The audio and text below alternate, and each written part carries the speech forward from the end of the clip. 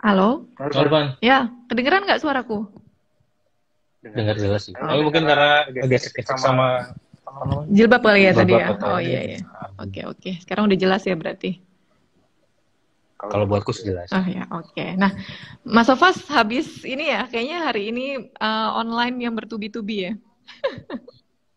Iya, tadi soal CV sebenarnya bahasnya. Jadi ada percaya kan di Magister Profesi Psikologi itu kan ada teman-teman yang ngadain kayak diskusi online. Heeh. Di branding namanya Dilan gitu. Nah, mereka tuh pengen tahu soal dunia kerja sih sebenarnya. Tadinya kan membahas mengenai ya sebenarnya psikologi secara umum, ada yang kemarin membahas mengenai negative emotion, ada kemudian membahas juga mengenai penerimaan diri, besok tuh ada. Nah, ternyata ada beberapa pertanyaan itu masuknya mengenai PIO, mengenai psikologi di organisasi khususnya. Nah, mereka tuh bertanya soal ya salah satu contoh yang paling mudah tuh mengenai CP tadinya. Nah, ya udah akhirnya ya udah kita buat aja kuliah online yang bukan kuliah sih sebenarnya, diskusi online tentang CP. Baru kelar sih tadi. Berapa lama tuh Mas tadi? Tadi kan saya sejam sih jadi molor, jadi hampir berapa? 2 jam. Jadi Oh. tadi baru selesai jam 3:50, itu pun 3 kurang 50, maaf. Itu pun karena mohon maaf mundurin diri sih. Oh, jadi belum selesai diskusinya sebenarnya? Belum, tapi nggak apa-apa, nanti pertanyaan kan bisa melalui email juga bisa. Oh gitu. Karena Hmm. karena udah ini ya, karena udah janji untuk live di sini. Iya, ada apa? Sebenarnya kan ini menurut saya hal yang menarik ya. Namanya berbagi pengetahuan toh. Sesuatu yang sebenarnya kalaupun di PLN kan juga sebenarnya kan juga dipinta kan untuk istilahnya kita membangun budaya untuk berbagi pengetahuan.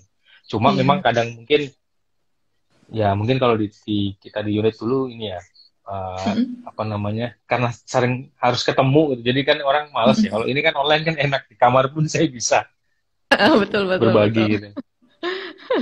Oke, sebelumnya aku kenalin dulu kali ya. Jadi Mas Sofas ini Oke, boleh adalah, boleh. Mas Sofas ini salah satu pegawai di PLN yang saat ini sekarang lagi tugas belajar ya Mas. Ya. Dan kemarin kayaknya sudah lulus HIMSI ya Mas Sofas, jadi udah dapat gelar psikolognya ya. Tinggal sahnya aja nih. Ya, alhamdulillah sih sudah.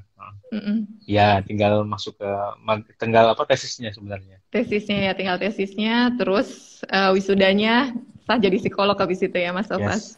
Yes. Nah, Yes. Mas Yes. Mas Sofas ini sudah bekerja di PLN berapa lama, Mas? Kalau saya sebenarnya di PLN-nya dari 2010 ya diangkat Mm-mm. sampai 2000 ya sekarang. Kalau sebelum saya tugas belajar itu Mm-mm. sebenarnya saya berarti sudah 8 tahun hitungan, 8 atau 9 tahun ya. Mm-mm. Dan 7 tahunnya itu saya habiskan buat rekrutmen dan seleksi, dalam rekrutmen dan seleksi. Berarti Dan memang dari awal sebelum masuk sudah di situ, sudah di Rexel. sebelum ya kalau hitungannya dari pengangkatan ya, karena waktu UJT Mm-mm. saya sebenarnya tidak di situ. Oke. Berarti udah sekitar 6 tahun, berapa? 6 tahun ya tadi Mas ya? Kalau dihitung sama swastanya ya bisa 9-10 tahun sebenarnya. 9 lah, 9 tahun. Oh, berarti 9 tahun. sebelum di PLN itu sudah pernah kerja tapi di swasta gitu. Sudah pernah. Sama rekrutmen juga, Mas. Oh, Jadi sama sebenarnya kalau saya nggak naik-naik sebenarnya. Tapi sebelum tugas belajar kan ini ya, punya tugas yang berbeda ya, Mas ya. Ya, betul. Yang kedua kalau yang waktu pas di unit sih saya lebih ke arah pengembangan SDM ya. Kemudian dengan apa? Ada satu yang memang waktu itu yang saya kerjakan itu mengenai talent pool, sistem talent pool ya. Sebenarnya di perusahaan juga udah ada. Cuma yang ini kita mau kembangkan yang tailor-made lah, yang khusus buat di unit saya sendiri waktu itu. Sampai saya belum selesai sih sudah ada konsepnya, tapi belum jalan karena ya tugas belajar memang yang jadi saya harus tinggalkan itu. Oke. Nih Mas, kan belakangan tuh kayaknya UGM itu aku baca gitu ya. Wisudanya tuh wisuda online ya, Mas ya? Oh iya, kemarin tuh S1 ya. lucu sih ada wisuda online. S1-nya wisuda online. S2-nya juga gitu. Jadi sumpah profesinya diambil secara online. Oh, oke. Nah, dengan tetap melaksanakan wisuda berarti kan akan ada lulusan-lulusan dari universitas yang nantinya mungkin ya ada yang lanjut kuliah, lalu mungkin ada yang pengen punya usaha gitu. Tapi juga ada sebagian yang lainnya pasti cari kerja ya Mas ya. Nah, untuk fresh graduate, untuk fresh graduate waktu mungkin kita juga sama-sama ngalamin ya dulu gimana sih ketika lulus dari kampus gitu, terus belum ada pikiran mau lanjut kuliah lagi, akhirnya mau nggak mau udah nyemplung deh cari kerja, apapun dilakuin, hampir semuanya tuh dilamar gitu kan. Kalau aku pribadi ya, kalau dulu tuh setiap ada lowongan langsung aja lamar. Jadi bisa dalam 1 minggu tuh bisa tes kerja terus kayak gitu. Nah, Mas Sova sendiri, Mbak Elita, halo Mbak Elita. Nah, Mas Sova sendiri gitu, kan udah hampir 10 tahun ya berkecimpung di dunia rekrutmen. Ada nggak sih suka dukanya gitu Mas, sebelum kita bahas tentang rekrutmen tuh kayak gimana, suka dukanya apa sih Mas? Untuk apa nih? Sebagai pelamar atau sebagai apa nih? Sebagai orang yang merekrut. Oke.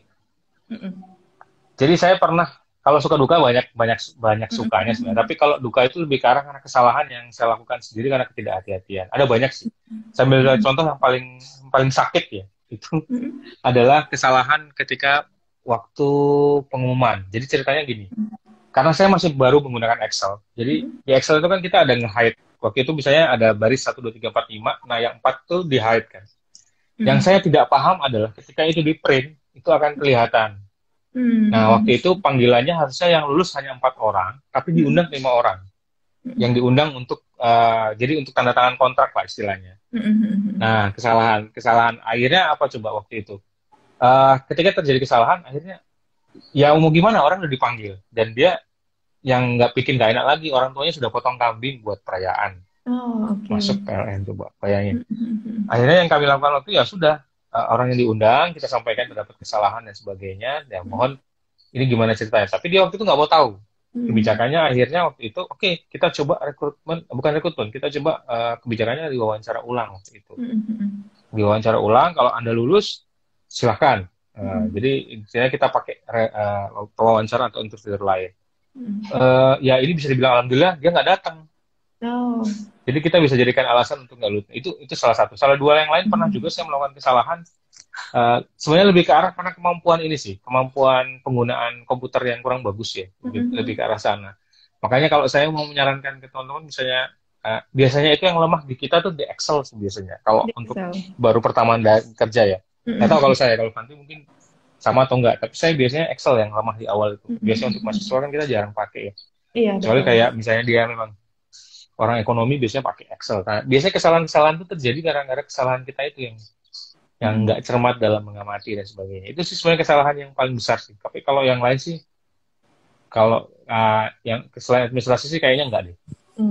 Oke. Ya, saya ingat saya sih enggak. Itu dari sisi ininya ya Mas ya, dari sisi rekruternya ya, gitu Mas Sova sebagai rekruter gitu.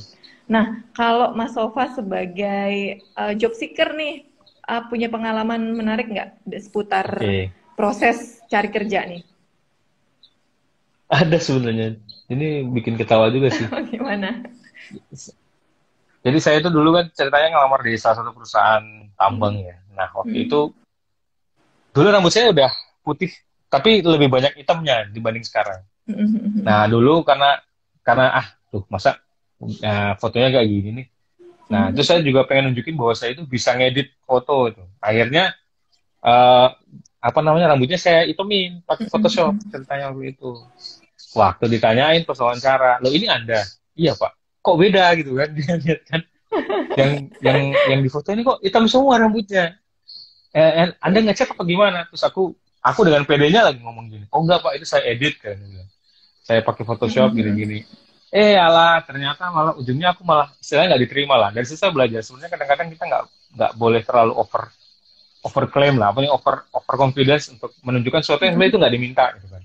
Nah, itu saya lakukan dan itu menurut saya juga salah satu bukti kesalahan yang menurut saya sih konyol yang harus diingat juga. Ini buat teman-teman juga kalau misalnya mau ngelamar kerja sih, saya harap juga jangan mengalami kesalahan sama. Artinya kita tuh boleh menjual diri ya. Ada bahasa yang lebih enak selain menjual diri nggak? Branding lah ya. Nah, oke, untuk branding diri sendiri. Cuma, Walaupun artinya Bu ya sibuk juga jangan, gitu. iya, Bu jangan lebay gitu. Karena Hmm. nanti ujungnya kita rugi sendiri dan masalahnya di situ. Pas wawancara itu dicek, Oke, oke. Nah, gitu. karena memang sebenarnya gini ya, kalau aku pribadi gitu ya Mas ya, ketika kita mau ngelamar kerja tuh kayaknya pengen nampilin sesuatu yang baik-baiknya nih, gitu kan? Iya, iya, iya. Mulai dari penampilan, terus nanti pada saat wawancara sampai ending ya kayak Yes. gitu menampilkan tuh yang baik-baik aja gitu loh. Nah sebenarnya kalau tadi dari pengalamannya Mas Sofas, sebenarnya nggak melulu Hmm. seperti itu gitu ya Mas ya. Ya, Nah, mungkin kita oke. mulai bahas dulu sebenarnya definisi rekrutmen itu apa sih, Mas? Oke, ini yang saya tahu ya, ini nggak usah pakai teori ya. Jadi kan Iya, nggak usah, sebenarnya nggak di usah. dalam rekrutmen itu biasanya ada dua. Ada Mm-mm. rekrutmen dan seleksi. Kalau rekrutmen itu kita bicara nebar jalannya, jadi dari Mm-mm. mulai kita bikin pengumumannya, dan bikin pengumuman juga nggak gampang ya. Biasanya kan akan diturunkan dari job analysis dulu. Jadi Mm-mm. pekerjaannya apa, kemudian diturunin. Misalnya contoh, saya mau buka usaha toko roti. Saya Mm-mm. butuh apa saja, misalnya koki, kasir, misalnya atau marketing misalnya. Nah, untuk kasir saya akan bikin dulu kasir itu apa, turunan dari kasir itu job desk-nya apa, kemudian dianalisis misalnya gini, mencatat pemasukan, mencatat pengeluaran, oh berarti kan baru diturunkan ke dalam pengumuman, misalnya dicari kasir yang pengalaman berapa tahun kalau mau cari pengalaman dan sebagainya. Baru nanti diturunkan ke dalam atribut ukur sebenarnya, nanti buat proses seleksi. Atribut Mm-mm. ukur misalnya kalau misalnya kasir kan harus teliti, berarti pakai Mm-mm. Kraplin misalnya, kan Mm-mm. nanti yang lebih tahu lah. Mm-mm. Kalau untuk apa namanya, misalnya orang yang jujur, nah jujur ini mungkin tidak dalam alat tes tapi dalam bentuk wawancara, Mm-mm. misalnya dan seterusnya. Dan dari situ sebenarnya arah dari mulai HR itu membuat suatu spesifikasi sebenarnya nggak gampang karena biasanya bos itu cuma ngomong general aja kan, baru kemudian kita Mm-mm. yang menerjemahkan ke dalam Mm-mm. salah satu bentuk yang bisa diukur. Nah, Mm-mm. kalau untuk seleksi sendiri, seleksi ini adalah proses menseleknya, memilih. Jadi kalau Mm-mm. rekrutmen itu ya ibarat kalau kalau kita jala ikan lah ya. Mm-mm. Kalau misalnya pakai istilah kalau ikan itu jalannya itu adalah rekrutmen, tapi memilahnya adalah seleksi. Misalnya Oke. saya cuma mau ikan bawal, nah itu Mm-mm. bedanya di situ aja. Rekrutmen seleksi itu di situ. Apa Mm. namanya pengertiannya? Pengertiannya. Nah, kalau prosesnya sendiri nih Mas Sofas, kebanyakan itu tahapannya apa aja sih dalam proses rekrutmen, terus seleksi gitu. Kan habis Oke, kayak buka lowongan kerja, setelah itu biasanya ya. ada proses apa lagi sih gitu. Baik, kalau seorang HR itu kan sebenarnya diharapkan dia jadi strategic business partner ya. Maksudnya dia harus bisa memperkirakan cost yang muncul dari suatu proses rekrutmen. Nah, kalau di perusahaan di PLN sendiri itu dia akan melihat cost mana yang paling murah. Jadi Hmm. misalnya kita punya 6 tahapan tes nih, dari mulai administrasi, dari mulai tes IQ misalnya, kemudian akademik bahasa Inggris, kemudian ada tes kesehatan misalnya, itu akan dicari mana yang paling murah dulu dan yang bisa cepat untuk motong, Oke. gitu. Jadi tetap harus cost dulu yang harus diutamakan. Ya. Namanya juga perusahaan kan, bukan bukan Mhm. bukan dinas sosial. Tentu harus kita Iya. pertimbangkan mana cost paling murah. Nah, Mhm. tergantung perusahaannya juga. Kalau di swasta dulu, biasanya mereka tidak banyak, um, istilahnya nggak banyak pelamar ya. Jadi Mhm. tergantung perusahaan swastanya juga sih. Kalau di saya kan perusahaan swastanya dulu memang perusahaan yang walaupun di freight forwarding, uh, tapi kebutuhannya tidak terlalu banyak. Mhm. Nah, tergantung perusahaannya. Tapi biasanya tahapan-tahapan yang dibuat itu dirancang untuk istilahnya untuk menyelek dan dengan cost yang paling murah. Mhm. Bisa pilih sih sebenarnya. Ada juga perusahaan yang misalnya pakai tes akademik dulu karena mungkin lebih murah, atau mungkin Mhm. psikotes duluan. Kalau di Mhm. PLN kan biasanya antara itu kan, kalau dia nggak pakai IQ tes dulu atau akademik duluan, mana yang Mhm. itu lebih proven, lebih costnya lebih murah. Pasti tes kesehatan biasanya di ujung karena biasanya lebih mahal kan, karena per Iya. kepalanya bisa bisa mahal karena kan check up. Mhm. Jadi sebenarnya intinya kalau seorang HR ketika merancang proses setelahnya, itu pertama kan dia harus mulai dari atribut ukur dulu kan sebenarnya. Ini Mhm. kamu membutuhkan apa, yang mau diukur apa. Apakah Mhm. event metodenya wawancara, psikotes, atau lain-lain misalnya dan sebagainya. Mhm. Tergantung HR-nya. Nah, Mhm. kalau misalnya sudah selesai baru kita mikir, nah setelah ini apa yang paling cost-nya paling murah, yang bisa cepat. Nah, biasanya sih orang milihnya tes IQ sih, karena itu paling paling objektif dan paling cepat bisa motong. Dengan kalau Oke. bisa kita pakai rankingnya, pakai sistem ranking. Mhm. Kayaknya Mhm. itu sih. Oh, jadi kalau untuk tahapannya sendiri nggak mutlak harus A, B, C, D gitu ya Mas ya. Jadi disesuaikan dengan kebutuhan perusahaan sebenarnya ya. Yes, Tapi cost ya, kayaknya paling penting cost. Cost itu bicara cost secara biaya dan efisiensi dari waktu. Oke, oke. Nah, kebanyakan nih pada umumnya ya Mas ya, proses di awal ini kan ada seleksi administrasi ya. Oke. Nah, seleksi administrasi mungkin ada kaitannya dengan yang tadi Mas Sofas habis online nih, soal CV gitu. Nah, banyak juga yang mungkin ada beberapa perusahaan yang kita ngisi data itu udah masuk ke CV-nya, tapi ada juga perusahaan yang kita memang harus masukin gitu loh. Sebenarnya perlu nggak sih ngeprint CV itu dan dikirimkan secara hard, dan CV yang baik itu yang seperti apa sih gitu? Kalau zaman saya dulu mungkin karena belum banyak online ya, mungkin kalau print adalah pilihan, nggak ada pilihan lain selain ngeprint ya. Kalau sekarang sih tergantung perusahaannya ya. Yang jelas kalau di CV itu yang paling harus dipikirkan, kalau untuk fresh graduate ya, kan sebenarnya ada dua ya, ada yang fresh graduate, ada yang pro hire. Kalau bicara fresh graduate, berarti kita bicara sebenarnya cantumkan di CV itu yang mandatorinya aja. Misalnya, mandatory itu yang wajib. Misalnya yang sesuai dipersyaratkan dalam pengumuman, misalnya IPK, kemudian PK biasanya IPK, usia, kemudian tingkat pendidikan, jurusan, misalnya ya kayak gitu. Itu yang cantumin dulu, karena itu yang akan dilihat pertama. Yang kedua yang nggak kalah penting buat first grade selain CV adalah syarat-syaratnya. Kalau misalnya syaratnya mencantumkan KTP, ya cantumin KTP, dan harus diperhatikan ketika saya pernah beberapa kali sering banget. Ketika seseorang itu mengupload dokumen, itu CV-nya bagus. Problemnya itu KTP-nya blur. Misalnya nomornya nggak kelihatan, saya nggak bisa pastikan usianya. Yang kayak gini ini menyusahkan diri Anda sendiri, diri si pelamar sendiri. Dan kalau HR, biasanya dia nggak terlalu memperhatikan, kasihan. Pokoknya gini, kalau udah nggak jelas, udah buang aja. Kalau udah banyak salahnya, buang aja. Kenapa? Karena waktunya terbatas.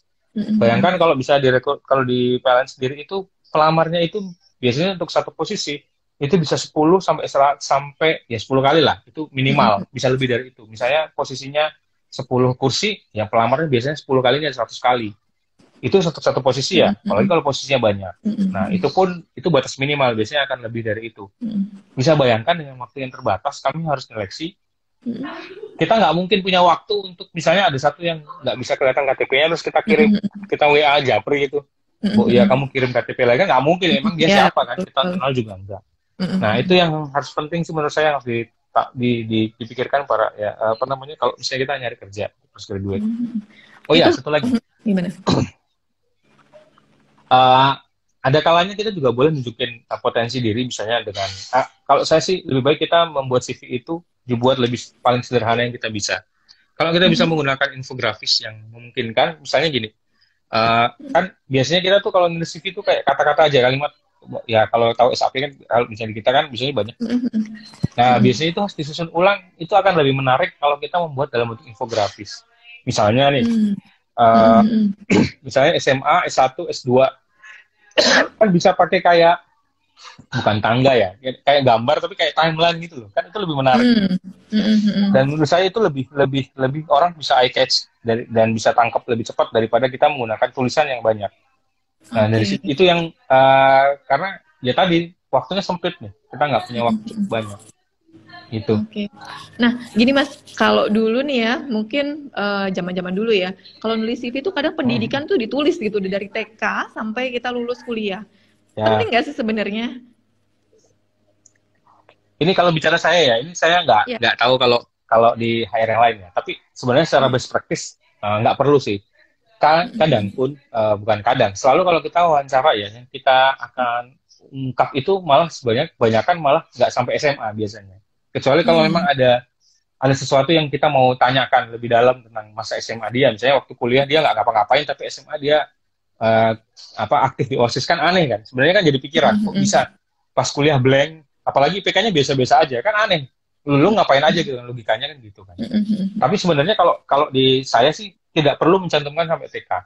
Kalau aku ya, biasanya sih sampai kuliah pun cukup sebenarnya. Buat apa? Karena kan itu nggak mandatori gitu kan. Sebenarnya kadang-kadang yang dibutuhkan tadi sempat saya ulang kembali masalah mandatori yang harus dipentingkan ketika kita membuat CV, apalagi buat fresh graduate. Nggak perlu sampai ke sana, karena nggak dilihat sih. Dan itu makan space. Oke. Jadi yang pertama tadi harus perhatikan kayak sebenarnya halnya kecil tapi itu bisa fatal. Kayak tadi KTP, scan KTP itu yang benar-benar harus Iya, clear iya, gitu ya. Mungkin buat iya, betul. kita kayaknya yang penting ada KTP-nya, tapi ternyata itu ketika Mm. menyulitkan pihak perusahaan gitu, pihak rekruter, nah itu ya udah nanti bisa dibuang aja gitu ya. Nah, terus Ya, untuk ya penulisan itu CV kenyataannya sih. sendiri, yang benar-benar penting-penting Mm. aja yang dimasukin gitu ya Mas ya, dan dibuat Ya, semenarik mungkin ya.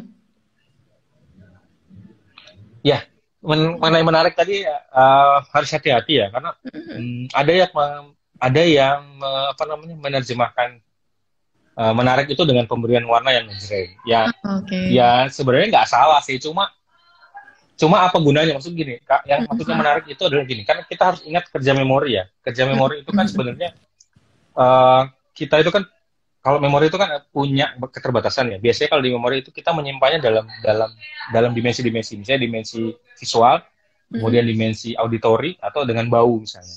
Nah, biasanya kalau untuk yang lebih simpel, itu manusia akan lebih cepat mengingat, jadi cang gitu. Kalau ingat dia ada 7 cang. Jadi misalnya sesuatu, kalau kalimat itu dianggap sebagai dimensi berbeda. Misalnya gini, SMA, kuliah 1, S2, S3, itu adalah 4 data yang disimpan di otak kita. Ya, kita Oke. cuma punya 7 sampai 9 ya. Tapi kalau dia dibungkus menjadi satu konektor, misalnya dalam satu bentuk gambar yang itu terkoneksi, misalnya tadi saya bilang kayak bentuk apa namanya, Oke. timeline, kita akan lebih mudah mengingat karena otak menganggap itu satu informasi. Padahal isinya sebenarnya ada 3, 1, 2, 3, ada SMA, S1, S2. Tapi ketika kita bungkus dengan satu timeline, dengan satu gambar, itu diasosiasikan sebagai satu chunk. Betul. Nah, Oke. sebenarnya kayak ini yang kalau secara teori ilmu psikologi kita tahu, cuma kadang nggak kita lakukan, nggak kita apa ya, nggak kita pakai sebagai cara untuk bagaimana caranya membuat CV itu lebih mudah diingat. Seperti itu. Oke. Nah, tadi Mas Sofas di awal kan sempat bilang ya bahwa ada yang fresh graduate, ada juga yang experience ya Mas ya, untuk Yes, rekrutmennya. Nah, bahaya. kalau kalau misalnya yang untuk pengalaman berlaku hal yang sama nggak Mas? Di seleksi administrasinya nih. Oke. Okay. Ini kita bicara kalau seleksi administrasi ya, masih di awal. Oke. Okay. Kalau untuk pro hire, kadang-kadang itu bukan kadang-kadang. Seringan kita udah nggak lagi lihat kuliah sih biasanya. Biasanya kita udah ngelihatnya dari experience-nya. Logikanya begini, kalau orang itu sudah experience, kan sebenarnya kalau kerja itu kan yang dicari itu performance kan. Kalau kita bicara di PO itu kan yang diukur selalu always buat performance. Saya nggak mau tahu kamu itu kuliah di mana, tapi even kamu tidak perform ya dianggap kamu gagal. Okay. Nah, kalau dalam pro hire itu biasanya yang dilihat adalah pengalaman kerja by performance. Nah, kalau untuk yang sudah pengalaman kerja, kalau saya dulu kalau di PLN saya pernah beberapa kali, tapi setelah menjelang saya pindah. Tapi kalau di swasta pro hire saya melakukan, karena perusahaan swasta kita biasanya bukan nggak punya cukup uang ya. Sebenarnya lebih hemat kalau kita hire sendiri. Yeah. Jadi mau nggak mau ya harus nge-hire sendiri. Kalau untuk pro hire, biasanya kami akan lihat dari pengalaman dulu sebenarnya penting. Usia itu biasanya nggak terlalu sih, asal nggak tua-tua banget ya maksudnya. Tapi kalau untuk pro hire pasti akan kami lihat dari pengalaman. Nah, yang tadi saya ceritakan, pastikan bahwa pengalaman yang ditulis itu mengandung pertama kompetensi yang sudah kamu dapatkan selama kamu kerja. Contoh biasanya kan kepemimpinan. Kalau dia pernah manajer, biasanya kita tulis manajer. Kemudian scope pekerjaannya di dalam CV dicantumkan apa. Misalnya memimpin apa. Kemudian ketiga biasanya jumlah subordinate atau jumlah anak buah yang dia miliki. Baru terakhir itu istilahnya kalau boleh sih mencantumkan prestasi dan apa hasilnya. Misalnya gini, biasanya kalau sales itu kan ada kayak KPI-nya ya. Misalnya net sales-nya misalnya 1 miliar per bulan misalnya. Nah, misalnya dia bisa cantumkan misalnya untuk net sales misalnya dia dapatnya 2 miliar.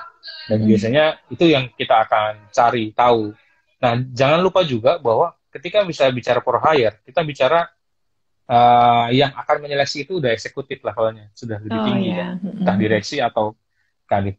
Apalagi mereka, kita HR aja males dengan CV yang panjang, apalagi kalau direksi. Anda bisa bayangkan kalau jadi direksi itu kan nggak mungkin minta presentasi aja paling 1 lembar kan, 1 lembar 2 lembar. Apalagi ini orang yang belum kenal, pasti dia akan minta yang itu resume yang lebih cepat, yang bisa cepat langsung dilihat. Biasanya sih tadi saya bilang ya cantumin yang penting-penting aja sebenarnya, yang relevan dengan pekerjaan yang dilamar. Meskipun banyak ya pengalaman kita. Oke. Heeh. Jadi memang titik-titik poin yang dilihatnya berbeda ya antara fresh graduate dengan yang pro hire ya Mas ya. Ya, ya. Nah, kita melangkah ke seleksi selanjutnya gitu ya. Biasanya Oke. pada umumnya ada psikotes nih. Mungkin kalau yang pro Hmm. hire, aku nggak tahu ya kalau di swasta sih kebanyakan nggak pakai ya Mas ya untuk psikotesnya. Kalau Hmm. di Oke. PLN yang pro hire masih pakai psikotes nggak Mas? Sebenarnya sih nggak. Kalau saya sih, ini pengalaman saya ya. Kalau untuk di psikotes itu kan sebenarnya kita nyari psychological test itu kan sebenarnya yang diukur potensi ya. Ibaratnya gimana ya? Kalau kita mau lari nih, potensi yang sudah kita miliki misalnya, saya tinggi, kaki saya lebih panjang. Logikanya saya akan menang dibanding orang yang punya potensi lebih rendah untuk menang. Misalnya yang kakinya lebih pendek dan seterusnya.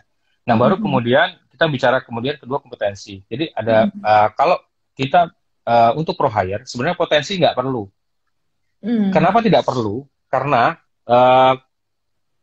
udah kita nggak mau lihat itunya. Kita nggak mau lihat dia itu baru mau lari. Yang saya mau lihat itu apakah dia sudah pernah lari dan dia lari sudah berapa kilometer dan sudah berapa medali yang dia dapatkan. Kan di situ sebenarnya bedanya.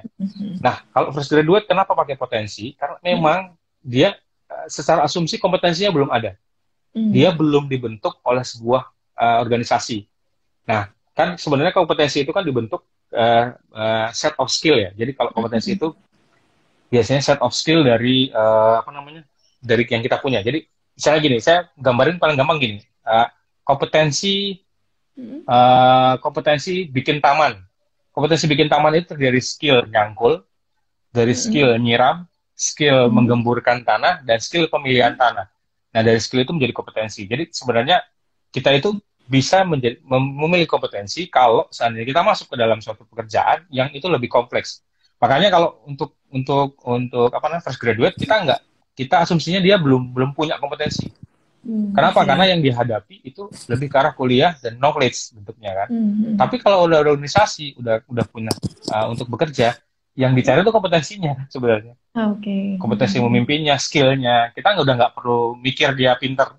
Ya nggak mungkin lah dia bodoh pun dia bisa menghasilkan net sales 2 miliar per bulan kan. Sebenarnya logikanya begitu dasarnya. Oke, bicara tentang psikotes nih Mas ya. Kan biasanya itu ada di tahap awal ya. Umumnya ada di tahap awal. Dan itu merupakan salah satu untuk yang cut gitu, untuk cut off-nya gitu kan. Untuk dari sekian banyak peserta diseleksi melalui psikotes dulu. Nah, banyak nih teman-teman yang fresh graduate nih sukanya bingung gitu loh. Wah, nanti kalau psikotes apa ya yang ditanyakan? Bahkan banyak juga dari teman-teman gitu ya, apalagi waktu pas teman-teman saya tuh banyak banget yang dia beli buku-buku gitu loh, buku-buku yang ada di toko kayak gitu. Nah, apakah itu bisa membantu atau sebenarnya apakah nantinya relevan soalnya akan sama atau bagaimana Mas? Sebenarnya tipsnya untuk lulus psikotes itu seperti apa sih gitu? Oke, tadi saya cerita mengenai psychological test ya. Tadi kan saya bicara bahwa psikotes itu mengukur namanya potensi. Yang namanya potensi itu sudah pasti kita miliki sejak dulu. Hanya dia belum terbentuk jadi sebuah kompetensi yang bisa diukur. Kan sebenarnya gitu. Nah, misalnya biasanya psikotes ini paling gampang IQ ya. Kan orang itu lahir sudah membawa kemampuan knowledge ya, bukan kemampuan knowledge, kemampuan berpikir yang istilahnya sudah bawaan lahir gitu kan. Cuma kita kemudian mengukurnya menjadi tes IQ seperti itu. Nah, kalau dalam apa namanya psikotes, sebenarnya kan kalau bicara potensi kan sudah ada toh logikanya ya. Mau kita apain juga itu tidak akan lari dari potensi yang kita punya. Oke, misalnya gini, ada yang pernah nanya ke saya, Pak, IQ tes IQ itu atau IQ score itu apa bisa berubah atau enggak? Saya selalu menjawab gini, ini apa analoginya sama dengan orang pemarah deh, bilang. Kalau orang pemarah itu bisa sabar sih bisa dilatih, cuma tidak akan sesabar orang yang aslinya sabar kan logikanya gitu. Sama dengan tes IQ juga gitu. Kan kita ada kurva normal yang kita tahu ya. Jadi kan ada rata-rata, kemudian superior, ada yang di bawah itu dan seterusnya. Kalau misalnya kita belajar, misalnya, kemudian taruhlah kita istilahnya berubah lah tes skornya. Saya kok yakin skornya itu tidak akan melebihi dari ambang batas dari dari dia apa rentangnya yang dia punya. Iya, Jadi iya, kalau iya. rata-rata tetap rata-rata. Nah, saya biasanya menyarankan kalau untuk psikotes banyak juga sih dulu tuh biasanya tetangga lah, kemudian saudara Mhm, itu nanya mhm, gimana tipsnya bisa mhm, masuk ke sini lah. Aku ceritanya gini, saya itu 2 tahun itu ngelamar kerja nggak dapat dapat loh logikanya. Orang saya tahu alat mhm, tesnya tapi tetap nggak dapat dapat. Kan sebenarnya mhm. berarti bukan itu yang dicari. Iya, iya, iya. Bukan kamu pintar atau kamu bisa menjawabkan. Logikanya pasti Mhm, bukan itu. Nah, intinya apa? Bahwa kalau saya sih biasanya cuma nyaranin, udah istirahat aja. Kamu mhm. istirahat yang cukup. Karena kan fisik bagus, pasti psikisnya bagus. Iya. Logikanya gitu aja sih kalau aku biasanya menjawabnya. Kalau seandainya orang pintar itu selalu bisa menang, atau orang yang bisa ngerjain tes itu selalu bisa masuk, Mhm, ya aku rasa saya nggak akan gini-gini amat itu. 2 tahun ngelamar tuh nggak ada pendapat kan, logikanya gitu mhm, kan. mhm, Atau ada mhm, juga orang lain yang saya tahu bisa nggak dapat dapat. Ada juga orang biasa-biasa di kuliah tapi bisa langsung dapat kerja kan.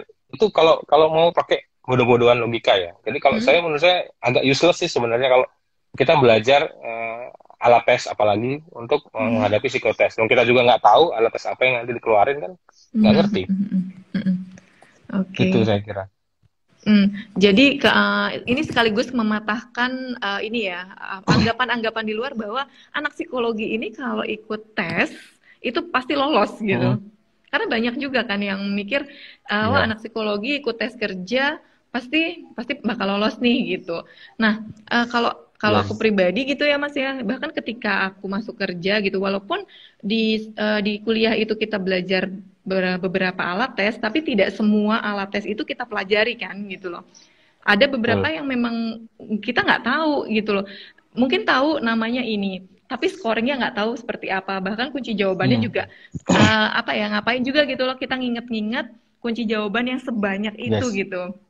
Jadi memang jadi kalau misalnya ada orang yang tanya juga gitu sama kayak Mas Sofas kalau misalnya tanya apa sih tipsnya gitu buat lolos psikotes, saya cuma bilang istirahat aja, udah istirahat cukup gitu loh. Ya. Karena memang Cukup benar gitu makan.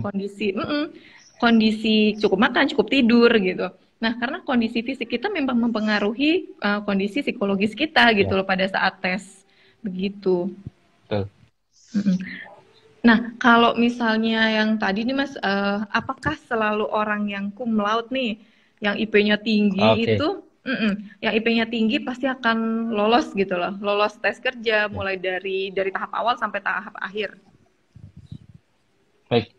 Mm, Saya pernah baca buku ya, jadi mengenai situational judgment test sebenarnya. Sebenarnya buku itu tentang situational judgment test. Jadi intinya gini, pertanyaan dalam buku itu menarik. Dia tanya, apakah SAT, kalau SAT kan ada tes di Amerika ya, sebenarnya sifatnya skor juga. Apakah itu mempengaruhi kesuksesan di kerja? Termasuk di situ dibahas mengenai GPA kan, jadi mengenai IPK, mengenai IPK. Apakah itu mempengaruhi kelulusan atau ya atau tidak? Memang ada pengaruh, tapi rupanya tidak sesignifikan itu. Jadi Oh, tetap ada ngaruh.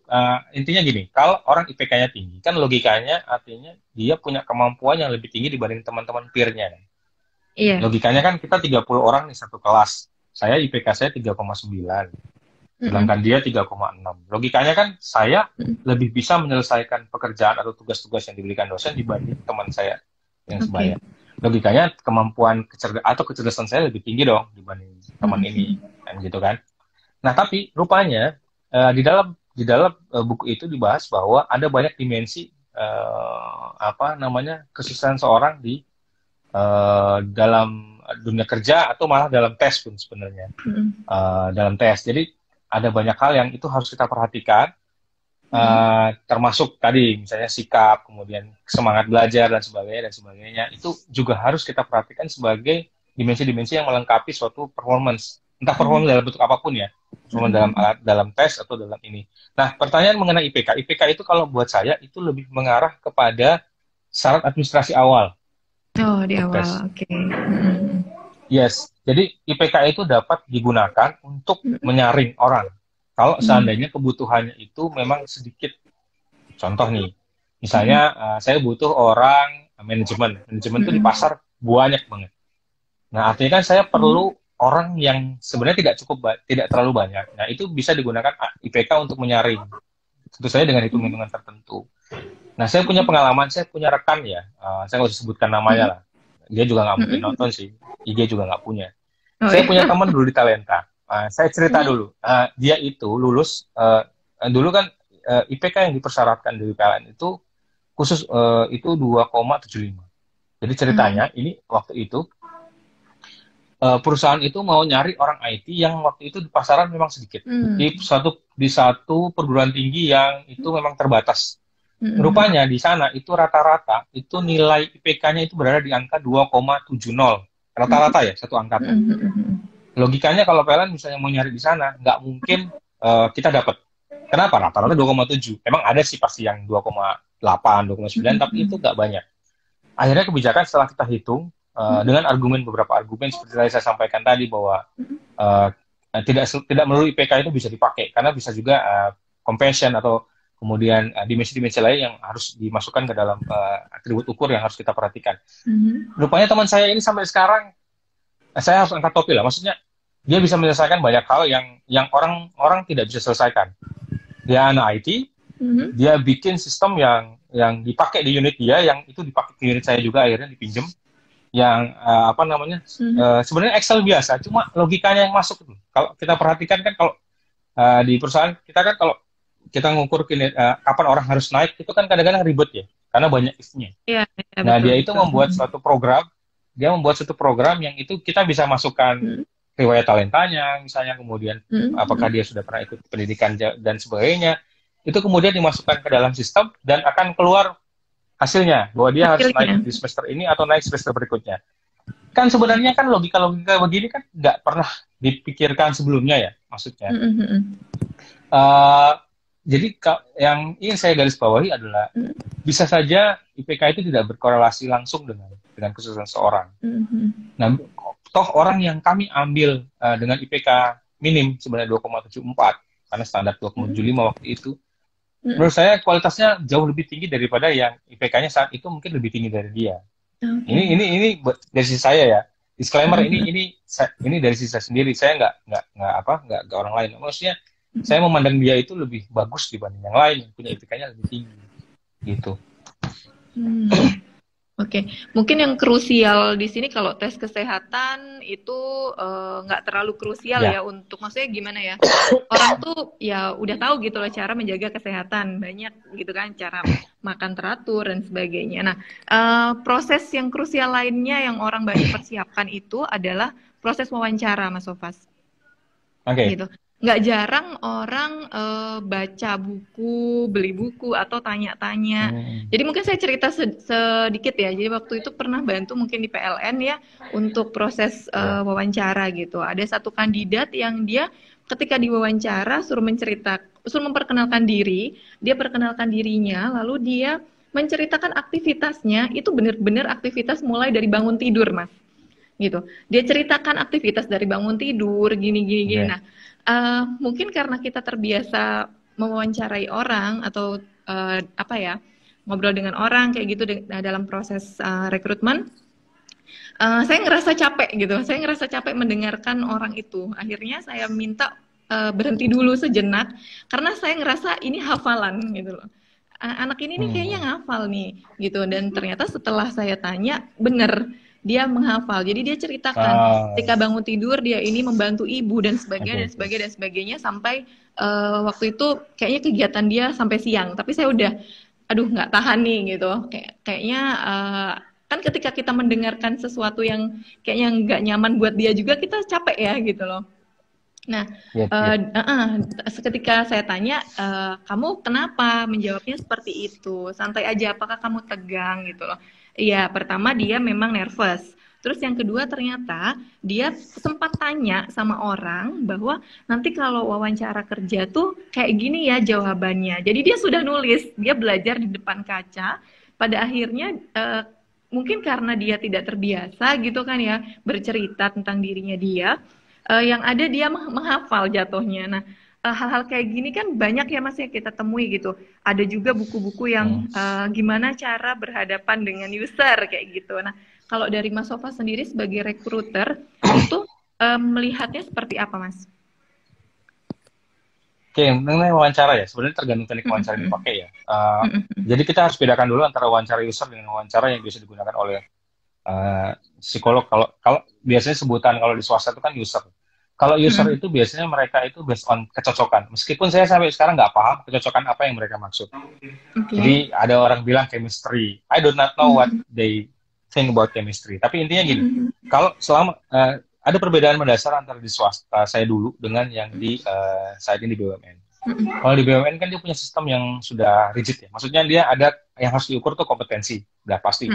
Nah, kemudian kalau untuk yang di swasta biasanya itu tadi masalah cocok nggak cocok. Nah, cocok nggak cocok ini sebenarnya saya juga nggak paham sampai sekarang itu apa yang disebut cocok nggak cocok. Tapi ada satu garis apa ya? Ada satu kesimpulan yang bisa saya dapatkan dari pengalaman sebelumnya, bahwa sebenarnya ketika wawancara itu yang ditanya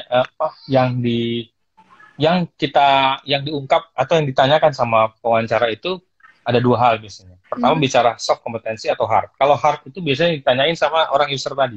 Kalau hard itu dia akan tanya misalnya, kamu misalnya teknik kimia, oh kamu tahu nggak tentang rumus molekul ini dan sebagainya. Nah, itu kadang-kadang kalau di swasta mereka akan tanya hal-hal tersebut, hal seperti itu. Nah, apakah jawabannya bisa dijawab atau enggak, itu menjadi penilaian tersendiri. Nah, ada satu yang paling penting sebenarnya soal kompetensi. Kompetensi ini yang menurut saya, menurut si user itu adalah cocok nggak cocok itu di soal kompetensi itu. Bagaimana cara dia belajar, misalnya, bagaimana cara dia, intinya gini, kalau sebagai interviewer, saya akan di dalam pikiran saya selalu berpikir negatif dulu. Maksudnya gini, apa yang dia omongkan bisa saja over dari apa yang seharusnya terjadi. Maka biasanya saya akan ukur impact-nya.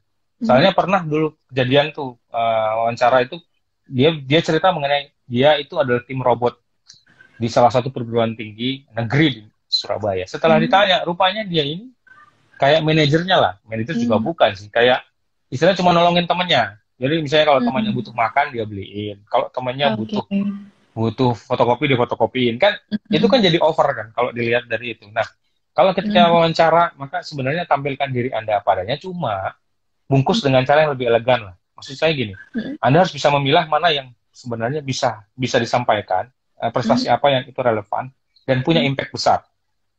Memilihnya gini, daripada kamu misalnya kamu punya pengalaman banyak di organisasi, daripada memilih pengalaman yang istilahnya cetek lah, maksudnya ketua kelas dibanding ketua OSIS. Ceritakanlah yang ketua OSIS maksudnya. Jangan ambil yang ketua kelas, karena secara impact pun nggak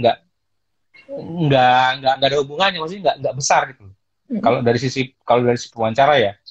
Nah, jadi pilihlah pengalaman yang bisa Anda ceritakan yang punya impact besar, kemudian yang jelas jelas penampilan lah ya, udah pasti. Yang harus disiapin juga yang lain penampilan. Saya tidak bilang harus bajunya bagus ya, tapi tidaknya rapi, at least rapi, karena itu menggambarkan. Yang ketiga, sikap tubuh pas wawancara. Saya pernah wawancara dulu di Bandung, ada salah satu perguruan tinggi negeri di Bandung, yang kandidatnya itu ngomongnya itu sambil gimana ya? Kan kursi itu biasanya kan kita kalau tangan itu kalau kandidat kan kalau tidak di meja biasanya di paha ya. Iya, iya. Ini dia tuh gini. Oh. Di kursi. Aduh, aku dalam hati, ini kenapa nih anak? Ya kan daripada salah kan, ya saya tanya, maaf Anda sakit? Oh enggak, saya memang cuma pengen ngomong begini gitu kan. Maksudnya dia pengen gayanya kayak gitu. Ya kayak gini maksudnya ya udah bukannya apa-apa ya. Sebenarnya kan kalau itu kan bukti menghargai seseorang kan. Kalau kita bersikap juga harus yang berpikir bahwa ketika kita berbicara dengan orang, pesan yang disampaikan kita itu ada dua kan, ada non-verbal, ada verbal kan. Yang non-verbalnya kayak gini ya hati-hati sebenarnya.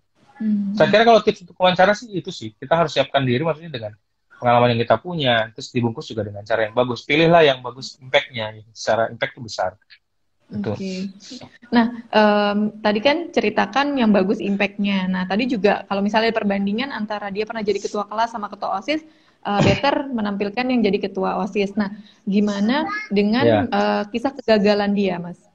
Misalnya dia punya satu kegagalan pada saat entah kuliah atau sebelumnya gitu, di 2 tahun terakhirnya. Nah, apakah itu, jadi kan orang kadang gini, aku nggak mau nampilin yang jelek-jelek, aku nggak akan menceritakan pengalaman burukku kayak gitu. Nah, itu bagaimana, Mas?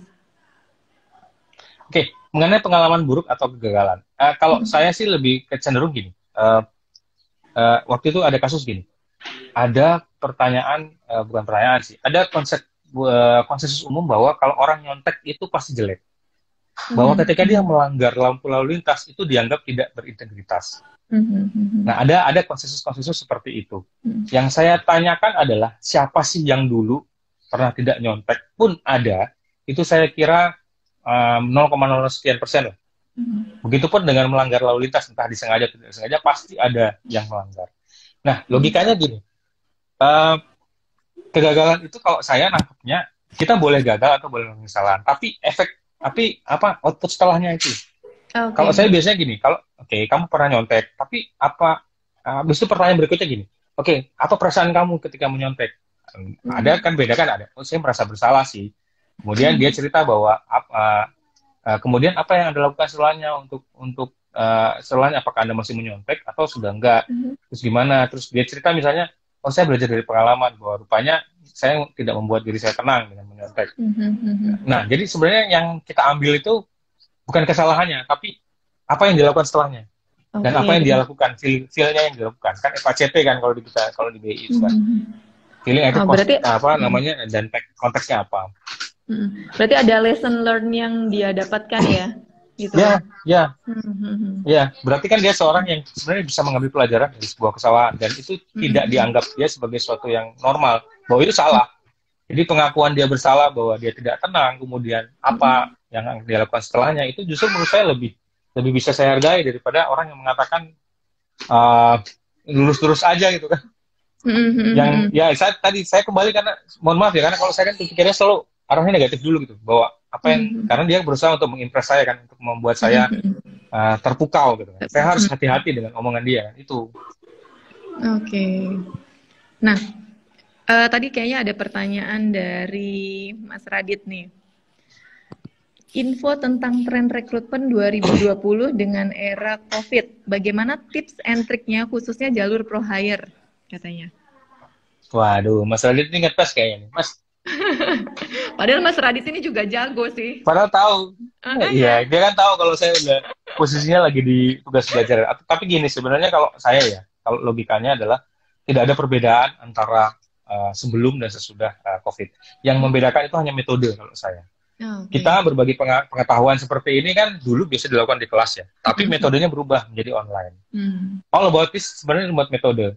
Begitupun dengan tren sebenarnya tren rekrutmen. Saya tidak melihat bahwa ada perubahan kecuali kayak bisnis-bisnis tertentu ya. Nah, memang kalau saya pernah membaca sih ada bisnis-bisnis tertentu yang akan tumbuh dan ada bisnis-bisnis tertentu yang akan jatuh. Misalnya kalau yang akan tumbuh itu di situ kan perusahaan teknologi misalnya, atau perusahaan-perusahaan yang hubungannya dengan new normal, misalnya kayak misalnya perusahaan yang memproduksi desinfektan, perusahaan yang produksi tentang alat kesehatan, itu mungkin akan lebih tinggi. Kemudian perusahaan yang produksi masker dan sebagainya. Ada juga beberapa materi yang pernah saya baca juga adalah tentang misalnya sesuatu yang hubungannya dengan ketahanan pangan, misalnya dengan berkebun dan sebagainya. Itu mungkin akan laris bahwa nanti orang akan lebih banyak punya kebun sendiri dan berjualan secara online, misalnya seperti itu. Nah, itu memang ada tren-tren seperti itu. Cuma ini kita bicara soal dari rekrutmennya ya. Sebenarnya kalau untuk sisi rekrutmen tidak berubah, hanya metodenya aja yang ganti.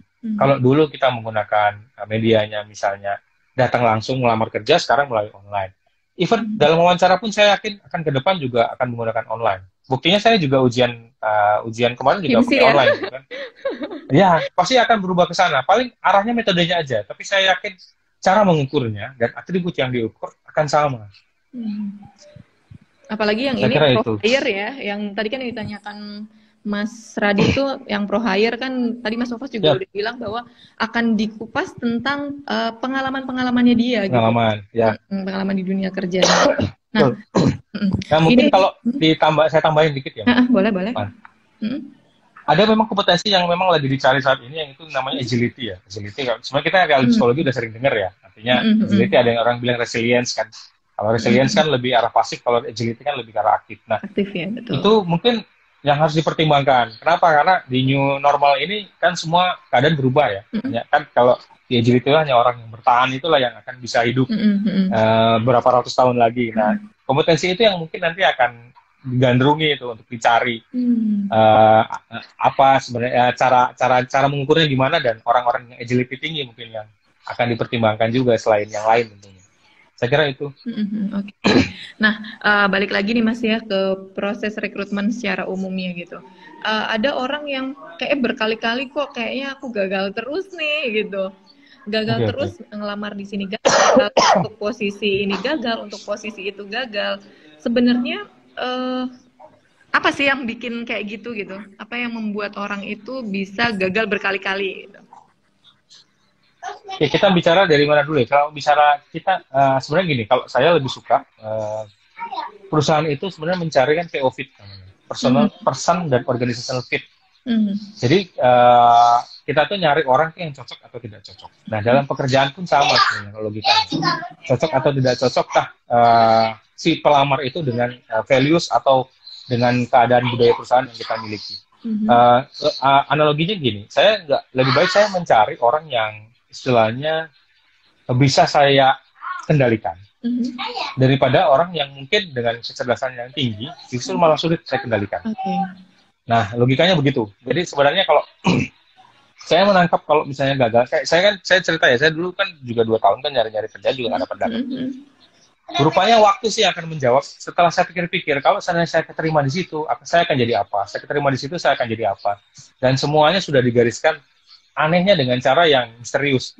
Ya itulah, kita harus kembali ke takdir lagi. Sebenarnya takdir baik itu kan yang nunggu kan, bagi orang yang sabar kan ceritanya.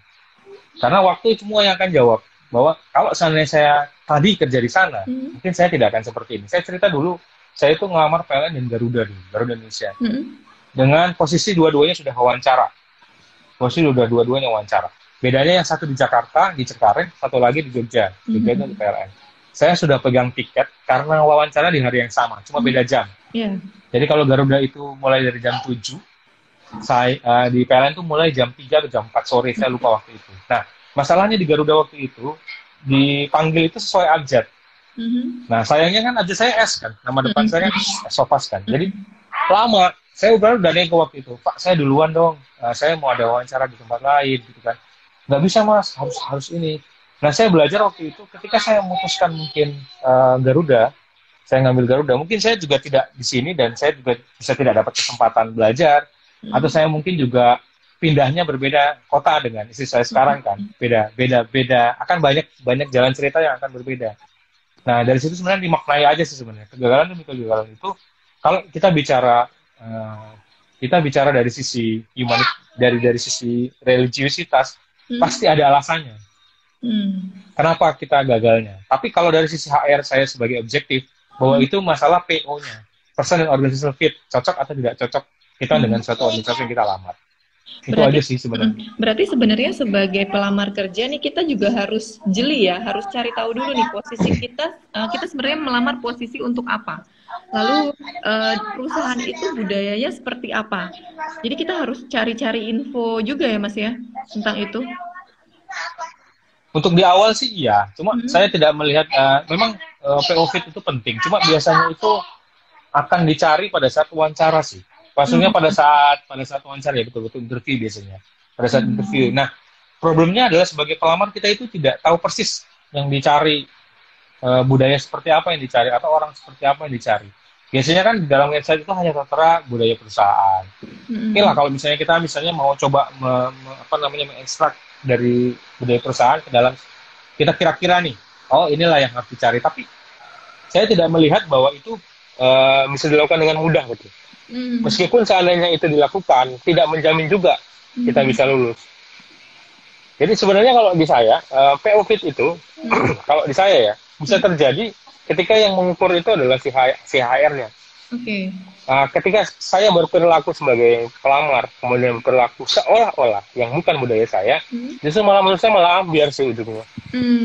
Akan menimbulkan sesuatu yang tidak cocok. Karena kan kalau orang, apalagi kalau wawancara udah jago ya, kalau biasanya dia akan lihat ada ketidaksesuaian atau ada keanehan yang itu tidak bisa dijelaskan. Meskipun sebenarnya bisa dijelaskan akhirnya. Nah, saya punya contoh waktu itu wawancara. Wawancara itu ada seseorang yang kelihatannya itu dia bilang gini, saya kan waktu itu kalau diingat Pak, zaman Pak Dahlan Iskan itu kan kita punya dilarang merokok ya. Jadi waktu itu ada aturan yang mengenai rokok. Jadi ada satu kandidat yang bilang, kan waktu ditanyain, kamu ngerokok nggak? Saya di PLN nggak boleh loh.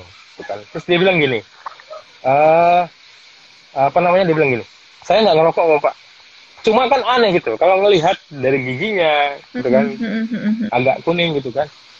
Dalam hati saya ini, ini. Oke, nggak apa-apa lah, sambil jalan gitu. Nah, pas di jalan itu, kan setelah dia selesai itu kan, dia berdiri ya, mau keluar ya. Di kantongnya itu ada kayak bungkus rokok sebenarnya. Cuma kan saya nggak tahu itu HP atau bungkus rokok kan sebenarnya. Terus saya tanya lah waktu itu kan, itu HP, bukan rokok. Loh, tadi nggak ngerokok Mas? Bilang gitu. Iya, ini soalnya apa? Rokok teman saya. Nah, maksudnya itu contoh kecil ya. Ketika kita berperilaku yang tidak sesuai dengan diri kita, pasti ada kalanya itu tokennya terbuka. Yang kita nggak sadari nih. Masalahnya kan kita nahan kan, nahan untuk menjadi orang lain kan. Itu kan itu susah lah maksudnya. Gitu. Oke, gini Mas, misalnya di satu situasi, misalnya ada lowongan pekerjaan gitu ya, di satu perusahaan tuh ada banyak. Contohnya mungkin kayak bank gitu kan ya, bank itu ada beberapa posisi misalnya, dan itu misalnya posisi A jurusan psikologi bisa masuk, yang B posisi B jurusan psikologi juga bisa masuk, gitu loh. Nah, bagaimana, ada nggak sih tips dan trik kira-kira yang peluangnya lebih besar ketika kita melamar A, B, atau C nih di perusahaan itu? Kan nggak mungkin nih kita melamar ke 3 posisinya sekaligus kayak gitu. Ada nggak tips? Kalau sebenarnya gini, kalau ada memang satu posisi yang bisa dilamar oleh beberapa jurusan. Contohnya misalnya HR itu biasanya di apa namanya, musuhnya ya, bukan musuh. Nah, saingan waktu saya dulu itu kan biasanya hukum, teknik industri, ya, teknik industri, betul, hukum, teknik industri, ya? Manajemen SDM, satu lagi psikologi tentunya ya. Nah kadang-kadang gini, kalau saya tergantung kita lihat dulu pekerjaannya ya. Kalau pekerjaan itu sebenarnya lebih ke arah, karena gini, kalau HR pun kan sebenarnya ada banyak hal ya. Ada yang administrasi, ada yang dia hubungannya dengan hubungan industrial, ada juga hubungannya dengan pengelolaan SDM dan sebagainya. Nah, itu yang harus kita lihat. Nah, kalau misalnya pengelolaan SDM, saya kok yakin psikologinya bisa menang sih sebenarnya. Jadi ya ngelamar aja gitu kan. Tapi intinya gini, kalau saya sih, kita nggak pernah tahu kemana kita akan berlabuh kan intinya. Kalau saya sih cobain semua aja. Cobain semua dulu aja. Kalau misalnya kita bisa cobain semua kan peluangnya juga naik kan. Nah, perkara abis itu nanti ketempuan nih, misalnya jadwalnya sama kayak saya tadi, ya udah pilih yang tadi saya tadi sampaikan gitu. Misalnya kamu mau milih yang banyak SDM-nya, misalnya ya cari yang kira-kira itu bukan hubungan industrial gitu, atau bukan GA. Kalau GA itu biasanya yang dicari kan orang yang hukum atau manajemen kan, kalau general affair kan, tergantung HR-nya. Itu sih kalau saya tipsnya. Oh, itu kan kalau misalnya beda perusahaan ya Mas, misalnya nih di perusahaannya sama, ada 2 lowongan, yang pertama HR, terus yang kedua misalnya PR gitu ya Mas ya. Nah, anak psikologi ini bisa dua-duanya masuk gitu loh. Secara peluang mungkin anak psikologi bisa.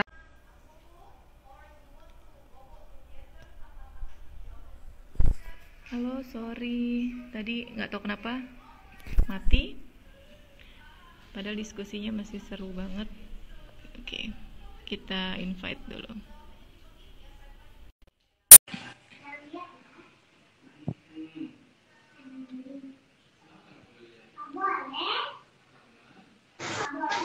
Halo, sorry Mas, tadi nggak tahu kenapa nggak ada pemberitahuan time.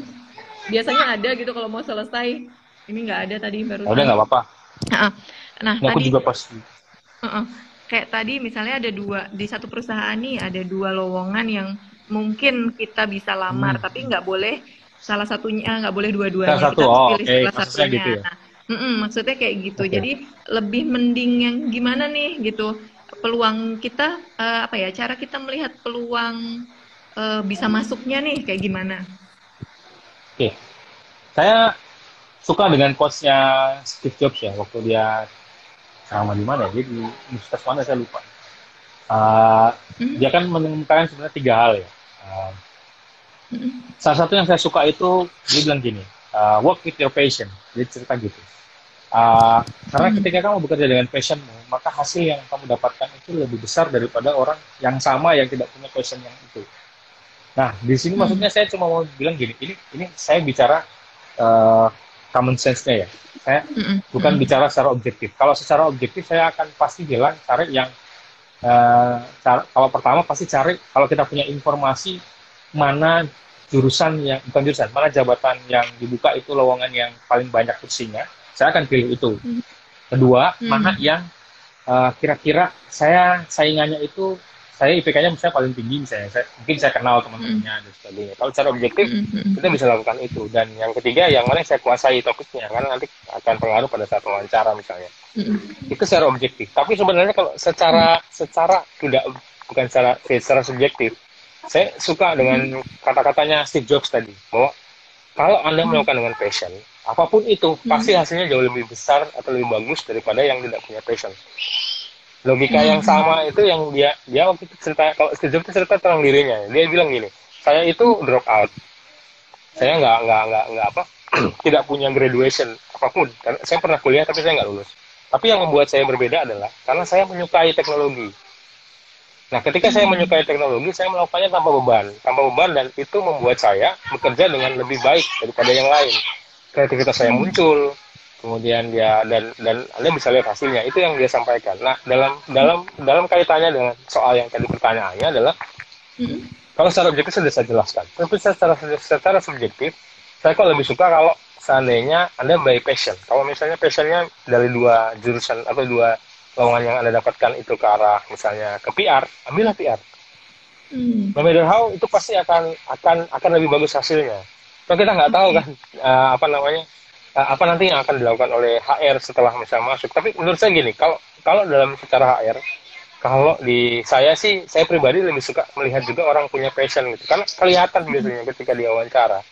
Betul. Saya lebih suka mendengar orang yang secara berapi-api cerita mengenai betapa dia sangat menginginkan pekerjaan ini karena memang sesuai passion dia, daripada orang yang datar gitu. Meskipun sebenarnya itu subjektif ya, tidak bisa saya masukkan ke dalam penilaian kompetensi. Ingat, kompetensi saya nggak nyambung soal dengan itu. Gitu. Jadi kita harus pikirkan itunya sih. Oke, mungkin karena ini ya, kayak udah sejam juga ya Mas Sofas ya. Anak-anak juga udah mulai ini nih cari bapaknya kayaknya. Iya. Mungkin sebagai praktisi nih Mas, ada nggak sih pesan yang ingin Mas Sofas sampaikan ke mungkin teman-teman yang sekarang lagi mempersiapkan diri nanti kalau ketika sudah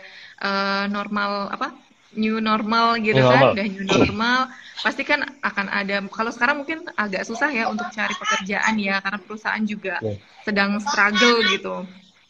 Nah, kalau nanti kondisinya udah berangsur normal lagi atau kehidupan normal yang baru, pasti kan teman-teman yang sekarang ini lulus itu kan akan cari kerjaan. Nah, ada pesan, saran atau apapun dari Mas Sofa sebagai praktisi yang sudah lumayan lama nih berkecimpung di dunia HR. Ya, tadi seperti saya sampaikan, yang sebenarnya relevan dengan pertanyaan tadi ya. Sebenarnya kita tidak akan, kalau untuk sisi rekrutmen dan seleksi, yang beda hanya akan metodenya. Tapi memang ada kompetensi tambahan yang itu menjadi kunci di masa setelah pandemi. Karena tadi saya cerita tentang agility ya. Somehow aku nggak tahu ya apakah itu nanti akan digunakan oleh perusahaan atau enggak. Tapi intinya bahwa kemampuan bertahan hidup di tengah yang dengan kondisi yang saat ini, yang semuanya serba baru. Buat saya juga kaget kan, ujian online harus yang baru, dulu nggak pernah, sekarang harus bikin seperti ini. Itu akan dipertimbangkan sebagai syarat untuk bisa masuk. Nah, kalau saya sih sarannya adalah dalam kondisi pandemi kan kita itu lebih banyak rebahan logikanya. Tapi buat somehow lakukan sesuatu yang itu kecil tapi bermakna. Misalnya, kalau saya sih berkebun aja, nggak bisa bilang berkebun sih, ongkotnya cuma ada 8 atau 10. Tapi intinya bahwa tetap beraktivitas, karena dengan aktivitas tersebut itu kadang-kadang menunjukkan diri Anda juga punya agility punya kompetensi agility yang itu bisa kita pertimbangkan itu loh, maksudnya. Bahwa ketika seseorang itu tidak berhenti berjuang kan sebenarnya itu ciri sifat agility ya, dari ciri kompetensi agility yang sebenarnya kita cari. Nah, kalau saya sih pesannya itu. Kemudian yang kedua, ini masih banyak waktu di kita itu karena kita kegiatannya tidak banyak di luar ya. Intinya cari tambahan kompetensi yang itu bisa dipakai nanti dan bisa buat jual diri kita. Saya itu kemarin itu coba ikut kuliah, waktu itu pas gratis di Harvard Business, itu pernah BR sih. Cambridge yang punya Cambridge itu kalau itu ada gratisan waktu pas pandemi. Ada juga waktu itu ruang guru, ruang guru waktu itu buka kursus yang free tentang tentang data analytics.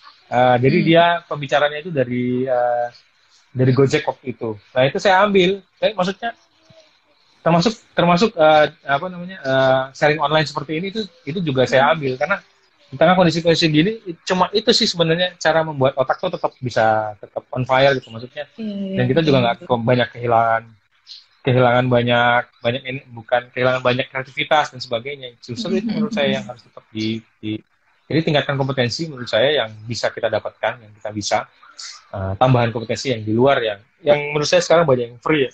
Itu alhamdulillah banyak yang free.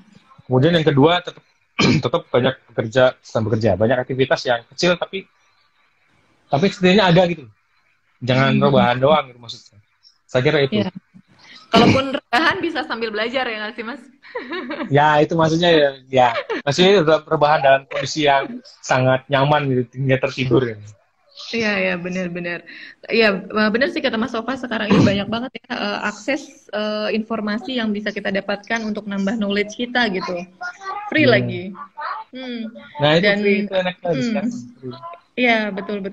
Jadi nanti ketika misalnya selesai pandemi atau tetap ada pandemi tapi kita udah bisa beraktivitas lagi, itu ada nilai jual lah yang bisa kita tawarkan kepada perusahaan gitu. Jadi kalau ditanya apain rebahan, ya rebahan memang membantu saat ini, tapi ada harus ditambahkan value lainnya gitu dari rebahan itu ya Mas. Yes. Ya tadi yang new yang akan terkenal nanti agility sih menurut saya itu yang akan orang ambil nanti di new era, bahwa ada kecenderungan kita untuk kemampuan untuk struggle tengah pandemi kan. Yang resilience satu lagi agility. Kalau resilience itu kan lebih ke arah pasif. Jadi kalau ada masalah kita bertahan. Tapi kalau agility itu kan bertahan dan kita aktif untuk mencari peluang untuk menangani masalah atau untuk menghindar atau menghadapi. Iya betul sekali. Nah mungkin segitu dulu ya Mas Sofa sharing kita sore ini. Nanti bisa kita lanjutkan dengan topik dan tema yang berbeda lagi gitu. Saya makasih banget nih sama Mas Sofas yang udah meluangkan waktunya. Karena sebenarnya hari ini kan padat juga ya Mas Sofas, tapi berkenan untuk berbagi pengalaman sama kita semua di sini gitu. Semoga apa yang Mas Sofas sampaikan ini bisa bermanfaat buat teman-teman yang nonton live ini, atau nanti live-nya akan disimpan dan nanti di-download, mungkin akan aku share di GTV gitu, jadi nanti bisa ditonton lagi sama teman-teman gitu. Mungkin itu Mas Sofas, selamat beraktivitas kembali, mungkin main sama anak-anak dan nyiapin buka puasa ya Mas ya. Iya sama-sama Mas. Iya, dan selamat mengerjakan tesis ya Mas. Perjuangan kita belum berakhir. Yes. Oke, thank you. Oke, makasih banyak Mas Sofas. Assalamualaikum. Ya, sama-sama. Waalaikumsalam.